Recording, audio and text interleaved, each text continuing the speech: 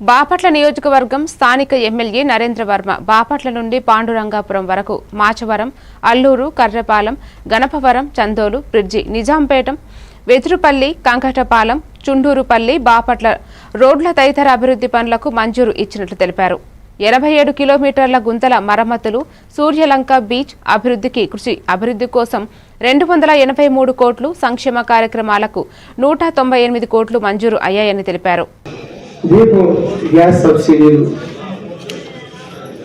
5,21,00,000, అన్నదాత సుఖీభవ 24,52,00,000, మందా cyclone subsidy 4,35,00,000, వ్యవసాయ పరికరాలపై subsidy 23 కోట్లు, అలాగే సబ్సిడీపై ఇవ్వబడిన డ్రోన్లు 23 లక్షలు, వ్యవసాయ పరికరాలతో సబ్సిడీ 23 లక్షలు, 23 కోట్లు కాదు 23 లక్షలు.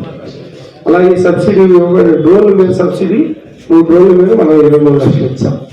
OBMS పథకం ద్వారా బీసీ కార్పొరేషన్ కోసం బ్యాంకు రుణాలు 127 మందికి 74 లక్షల రూపాయలు రుణాలు ఇప్పించడం జరిగింది. కుట్టు యంత్రాలు 579 మందికి ఇచ్చాం.